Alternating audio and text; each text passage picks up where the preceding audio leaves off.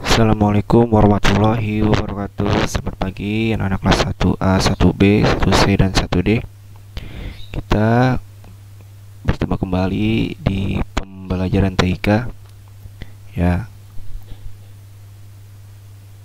Nah, kita hari ini belajarnya masih di bab 1 ya, itu tentang menggunakan perangkat keras. Apabila minggu lalu kita sudah belajar tentang menggunakan perangkat mouse. Nah, pada pertemuan kali ini kita akan belajar tentang perangkat keyboard ya, yang ada di samping. Nah, samping mouse ini. Nah, ini yang bentuknya kotak persegi panjang yang banyak tombolnya. Semester lalu kita sudah membahas tentang keyboard ini ya, tapi hanya fungsinya saja. Nah, hari ini yang akan kita pelajari adalah fungsi dari tombol-tombol di keyboard ini dan nama-namanya. Baik, kita mulai saja pada pembelajaran hari ini. Nah, sebelumnya kita akan belajar dulu tentang fungsi keyboard ya, mengulang kembali. Siapa tahu ada yang lupa. Ini bentuk keyboard ya, papan ketik yang banyak tombolnya, bentuknya persegi panjang. Nah, keyboard ini adalah papan ketik yang berfungsi untuk mengetik huruf, angka, maupun simbol-simbol ya. Huruf itu contohnya apa saja? Nih, hurufnya contohnya huruf A, B, C, D, sampai nanti huruf Z. Nah, itu contoh dari huruf. Kalau angka, ya angka itu seperti angka 1, angka 2, angka 3, angka 4, dan seterusnya. Nah, kalau huruf angka mungkin sudah mengenal ya, tapi kalau simbol mungkin kalian belum ada yang mengenal. Nah, simbol ini seperti tanda baca ya, seperti titik, koma, tanda seru, tanda tanya ya. Lalu pagar, persen, buka dan tutup kurung. Seperti ini contoh simbol ya. Masih banyak lagi sebenarnya. Tapi ini contoh sedikit dari simbol-simbol yang ada di keyboard. Baik, itu tadi fungsi ya dari keyboard itu sendiri. Kita langsung hari ini akan belajar tentang nama tombol dan fungsinya. Baik, kita akan coba belajar dulu tentang nama-nama tombol ya. Nah, ini dia tombol-tombol yang ada di keyboard ya. Kita simak apa saja nama-namanya. Baik, yang pertama ini namanya adalah tombol huruf ya. Berisi huruf dari Q sampai bawah sampai M sini ya. Nah, ini jenisnya adalah jenis keyboard QWERTY, makanya diawali dengan huruf Q, W, E, R, T, dan Y ya. Jadi dia tidak abjad, tidak A, B, C, D, E, F, G, sampai Z, tidak, tapi mulai dari Q atasnya, baru W sebelah kanan, sampai nanti bawahnya itu ada M sini ya, Z-nya di bawah sini kiri. Itu namanya tombol huruf. Tombol huruf. Berikutnya adalah ini yang di atas nih. Ini namanya tombol angka. Ya, ada tombol angka 1, angka 2, angka 3, angka 4, angka 5, angka 6, angka 7, angka 8, angka 9, dan 0 ya, bukan 10. Karena kalau 10 itu kalian nanti tinggal mengetik aja angka 1 dan angka 0 ya. Berikutnya itu ini sebelah kanan. Ini namanya tombol enter ya. Ini namanya tombol enter. Berikutnya ini yang bawah ya, sebelah kanan di bawah, itu namanya tombol panah. Di sini tombol panah. Lalu berikutnya lagi ini yang kotak panjang, namanya adalah tombol space atau space bar ya. Lalu berikutnya ada tombol ini namanya tombol caps lock ya, tombol caps lock. Berikutnya adalah ini namanya tombol backspace ya. Nah, lalu berikutnya ada tombol delete di atasnya backspace. Lalu yang terakhir adalah tombol shift ya. Ini namanya tombol shift yang sebelah kiri. Nah, itu mungkin yang bisa disampaikan mengenai nama-nama yang ada di keyboard ya, tombol-tombol keyboard ya. Itu dulu yang dasar-dasarnya. Nah, berikutnya kita akan masuk ke yang namanya fungsi dari keyboard itu sendiri. Fungsi tombolnya ya, fungsi tombol keyboard.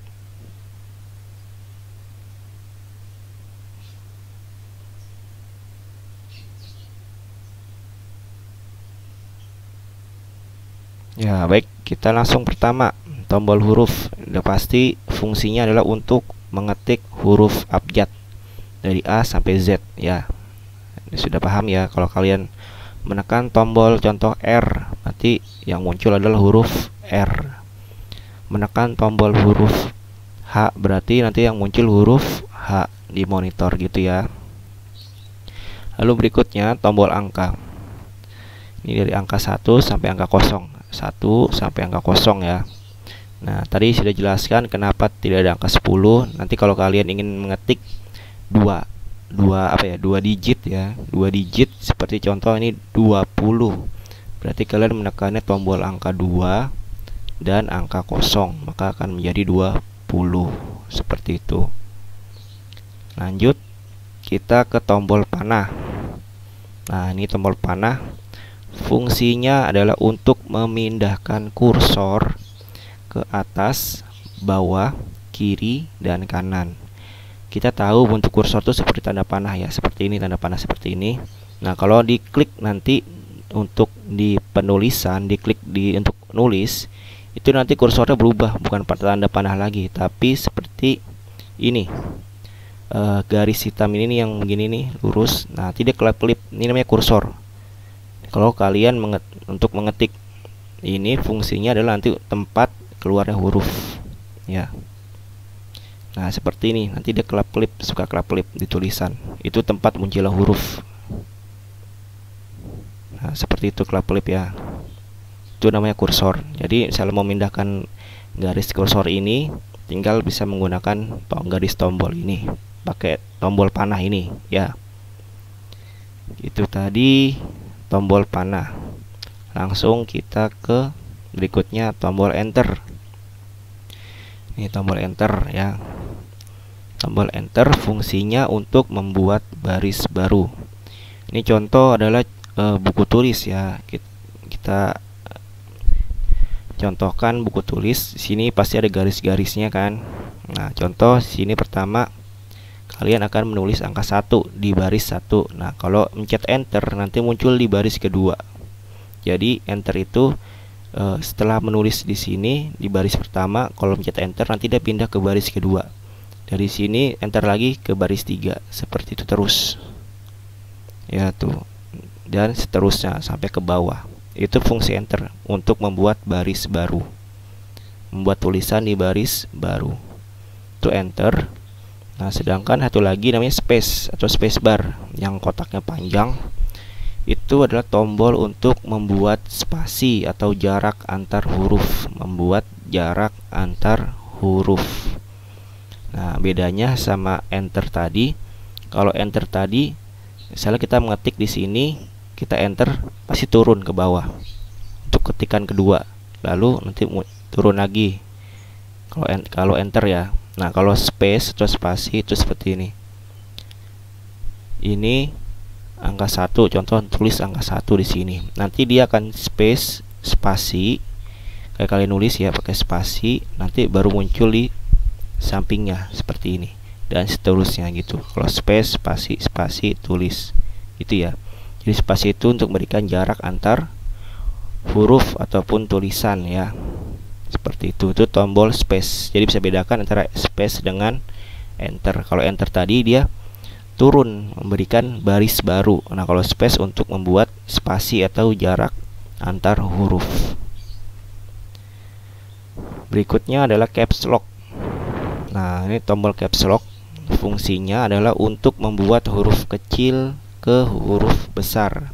Contoh, ini tulisan huruf B, A, Y, U, bacanya Bayu.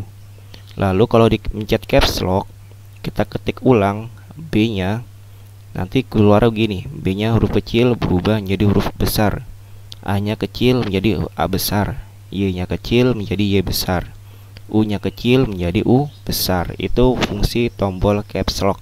Jadi membuat tulisan huruf kecil ke huruf besar. Nah, untuk membalikan lagi gimana? Cukup pencet lagi caps locknya ya. Jadi ntar dia balik lagi ke huruf kecil. Seperti itu untuk penulisan dengan tombol caps lock. Berikutnya backspace dan delete. Nah, ini sama serupa, cuma ada perbedaan. Kesamaannya yaitu backspace dengan delete ya. Tombol backspace dengan delete sama-sama untuk menghapus karakter ya. Menghapus karakter. Karakter itu bisa tulisan, bisa huruf, angka ataupun simbol ya. Ya, fungsinya sama, itu menghapus. Bedanya di sini. Kalau backspace itu menghapusnya sebelah kiri. Kalau delete dia menghapusnya sebelah kanan. Patokannya apa? Kita lihat di sini contohnya. Contoh diketik angka 1, angka 2, angka 3. Nah, ini contoh tadi kursornya, tempat munculnya huruf kursor. Nah, kalau backspace berarti kita menghapus karakter di sebelah kiri. Nah, kita patokannya di garis kursor ini, yang kelap-kelip hitam biasanya. Ya, kita lihat di garis kursor ini sebelah kirinya adalah angka 2, sebelah kanannya angka 3. Berarti kalau pencet backspace berarti kita menghapus sebelah kiri. Ini yang dihapus ya. Yang angka 2-nya saja ya, satu karakter doang. Otomatis nanti yang akan kehapus adalah angka 2. Jadinya yang muncul hanya angka 1 dan angka 3 ya, karena dia sebelah kiri dari kursor ini. Nah, sebaliknya dengan delete. Delete itu sebelah kanannya dari garis kursor ini.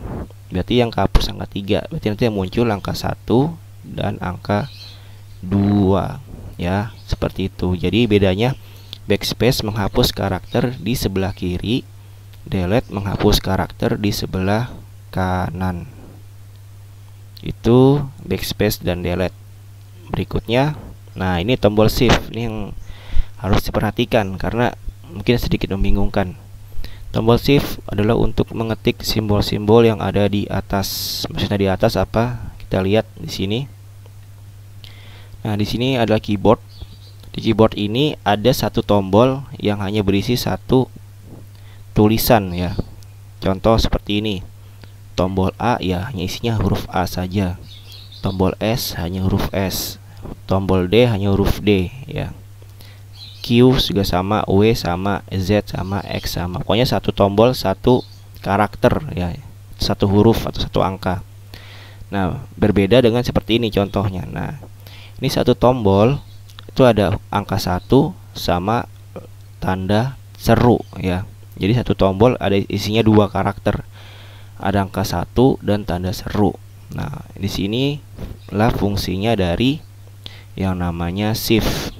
Kalau kamu pencet angka 1 saja, tombol 1 ya, pencet tombol 1 doang, itu nanti yang akan muncul di monitor angka 1 saja ya, karena kamu mencetnya angka 1 saja.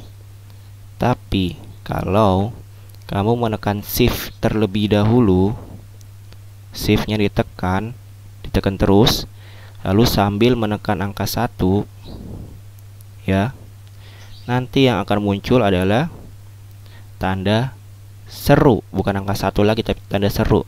Karena shift fungsinya untuk memunculkan tanda yang di atas ini ya. Kalau 1 berarti tanda seru, kalau 2 berarti add ya, kalau 3 berarti ini pagar, kalau 4 berarti lambang dolar ya. Kalau ini juga sama, ini garis miring, atasnya berarti tanda tanya. Kalau mencetnya tombol garis miring saja berarti yang muncul garis miring. Tapi kalau mencet shift lalu mencet garis miring, nanti yang muncul yang bagian atas ini yang tanda seru ini ya. Itu fungsinya dari shift. Jadi intinya shift itu adalah untuk memunculkan tanda yang ada di atas ya. Jadi harus pakai shift. Jadi tanda atas ini itu kalau dimunculin harus pencet shift dulu, diteken baru berikutnya sambil menekan tombol yang kita inginkan.